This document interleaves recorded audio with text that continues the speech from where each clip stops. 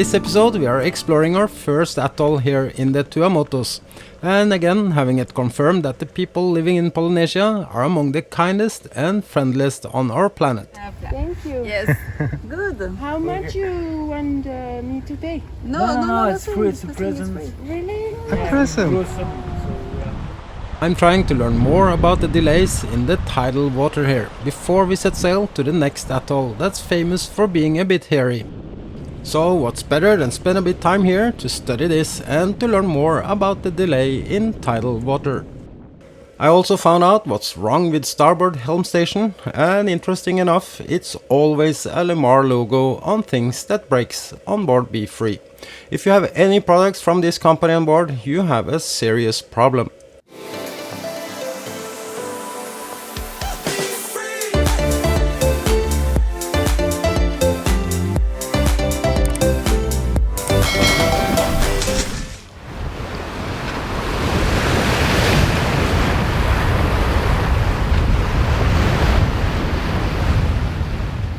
In the previous episode we sailed from Nukuʻiva to our first atoll in the Tuamotus, and I shared my fascination for the deep ocean surrounding the atoll and even the challenge in figuring out the delay in tidal water.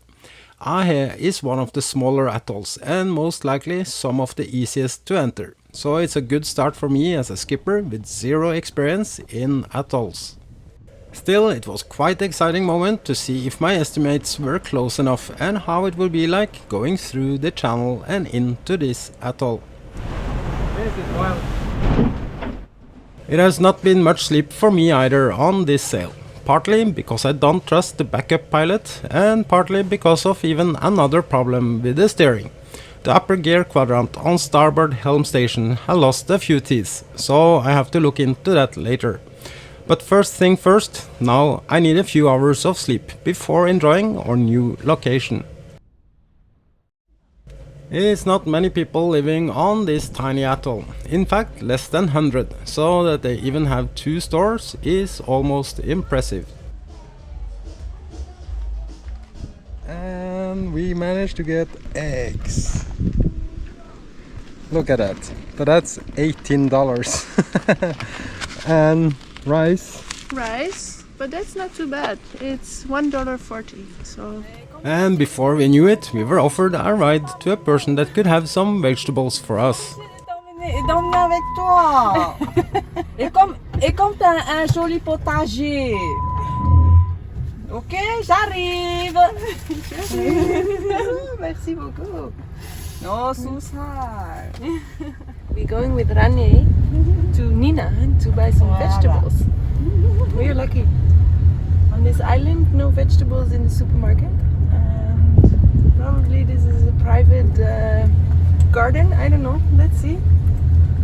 But it's amazing how friendly everyone there is. Oh, it's smiling, huh? You.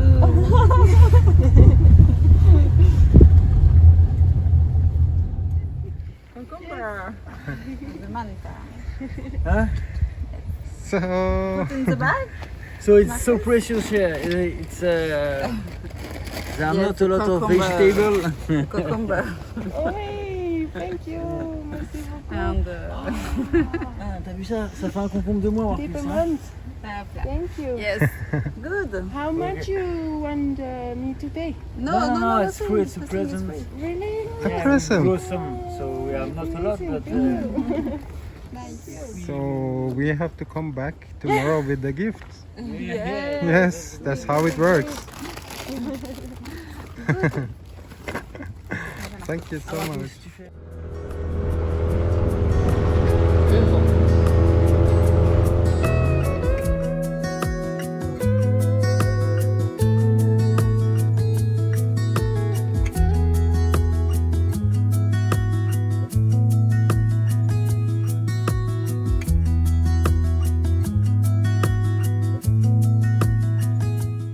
Just in time for dinner before it gets dark. Luckily we still have some supplies on board from Nukuʻiva, and apparently it's supposed to be not too bad selection when we reach Rangiroa later. It also gets cheaper and cheaper the closer we come to Tahiti, so this is great news to us.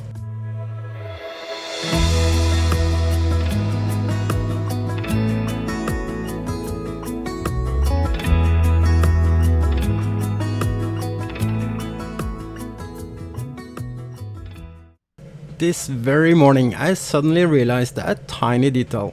Not often B3 has been anchored where you have sunrise from it comes up over the horizon in the front of the boat and sunset goes down in the horizon at the aft of the boat. I mean, it's not special to be pointing towards east as we mostly stay in places during the trade winds, especially when sailing in tropical waters. What's special with this is that there is almost nothing blocking for the sun in east nor in the west. I'm not sure yet if this is a thing with being anchored in atolls, but to me this tiny discovery already made my day. Being rich on time is a famous quote, and I believe what I just experienced is the meaning of it. Having time to notice this kind of things around us. However, living and sailing full time and making these videos on top of all the things that constantly needs to be fixed, I'm still wondering when the time comes that I really feel rich on time. The days just goes by so fast, and after our last sail I even have a new bullet on my to-do list. All the supplies for this atoll comes into this dock once a week, sometimes only every second week. It's not even unusual that they don't know next time they get supplies at all. It can be problems with the ship or it can be the weather. So how do they do it here then? Because to be honest, these stores don't have much. It looks more like emergency supplies and barely even basic things. What we just learned is people living on the atolls can make an account at stores like Carrefour in Tahiti. And they will collect everything you order and send it with the first ship that leaves Tahiti to your atoll with everything you need. Some things like fresh food would still be a challenge, and of course being impulsive is not that easy.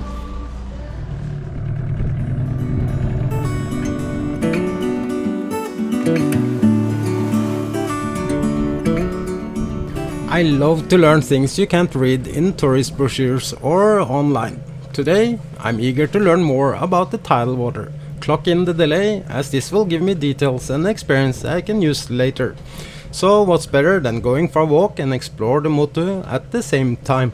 A Motu is basically an island as I see it, separated from each other with shallow water in between.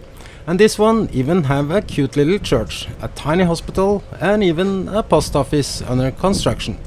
Not at all so primitive as I was expecting, but still this is pretty exotic and remote. And of course no haul-out facilities for a sailboat if needed. So you're pretty much depending on yourself here, just as the people living here. Walking around here trying to find a nice beach to enjoy some swimming and maybe a sundowner later. It's amazing to see such unspoiled and genuine landscape, but the beaches here are not really inviting. So a bit disappointed in this, as especially my illusion of atolls was white beaches with crisp clear water.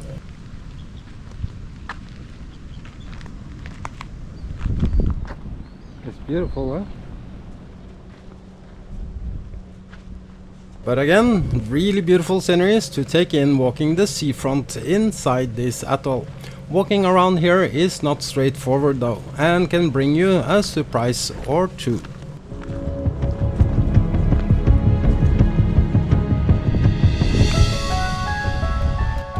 This time it was nothing to worry about, but some of the properties have some serious mean dogs, and it's not always so obvious you're walking on someone's private property or not. However, the people living here are all super friendly and welcoming. It's a wild guess, but believe the dogs are their alarm system, as the main industry or business on this atoll is pearl culturing, and it looks like almost everyone is working with or on a pearl farm. You have probably heard about the Tahiti pearls.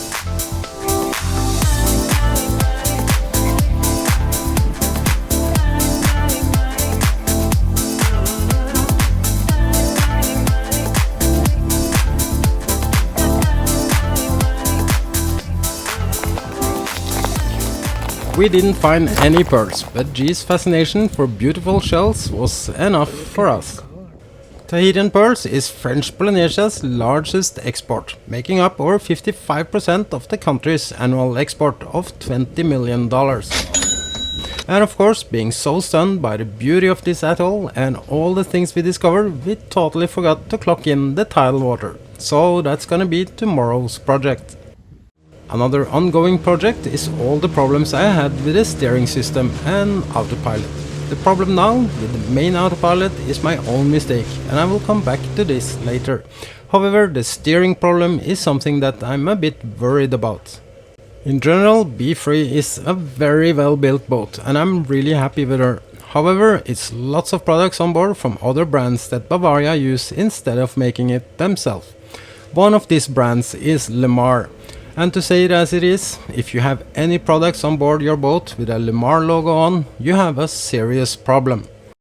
Unfortunately, my boat is full of this, just like lots of other yachts and even high-end brands like SwT, just to mention one. So it's not only Bavaria that have used out-of-the-shelf products from the worst company on the planet. In 2018, I made a detailed safety warning to LEWMAR UK, based on my findings in their electric direct drive. Not if, but when this gearbox crash, you can't steer your boat. This was my first experience with the extreme poor custom service from LEWMAR. Not to forget the arrogance, not even replying to a serious email with a safety warning. And the rest of the LEWMAR products have also been ongoing challenge with pins that fails and fittings that breaks. This is among some of the reasons why I designed a new and better solution for my Autopilot, to spread out the load equally on both quadrants, as it should have been from the beginning. I'm not an engineer, only using decades of sailing experience and common sense, seeing a lot of things in my life. And now, this is shocking to see. It's supposed to be a beefed up version, but that's definitely not the case here. It's the same quality as the beer cans from Panama. With great and fast help from both Bavaria and LEWMAR in the US, I managed to get the part order. I don't expect to hear anything from LEWMAR UK, but I'm for sure gonna share the process and the results. Now it's time to enjoy and to look into the tidal difference, as this is something that fascinates me. Sailing between atolls needs a bit of planning, and in theory you only have 2 windows a day for departure and arrival. This means even a short sail can be challenging in terms of the time frame you have. And as it looks now, the best is to leave just before sunset and arrive Rangiroa in the morning. The reason is the tidal water that can make an entrance quite interesting with currents above 7 knots with tall standing waves that breaks. So the difference from the outside tidal and inside, as I call delay in tidal water, is what I tried to figure out. Still, I don't know how much the weather will affect the result. What I do know is the more water that can leak in and out from several channels, the less the impact this have for the currents and potential standing waves. This is why Ahe is relatively easy to enter, as the impact of the tidal change is less significant due to the many channels.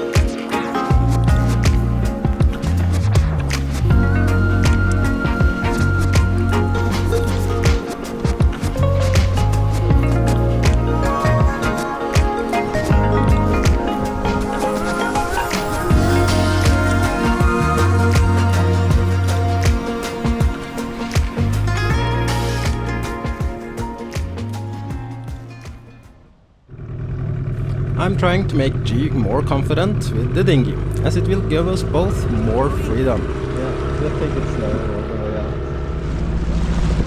Behind them. Sharing how to perform good seamanship even with our dinghy. And the way to do this in this situation is to early show our intentions as it should be. Go behind the rowers. Acting like this makes everyone around so much more happy, and we look like we know what we are doing. Making no wakes and following good seamanship costs nothing, and being a guest in their backyard, it's also nice to not only show respect but be polite.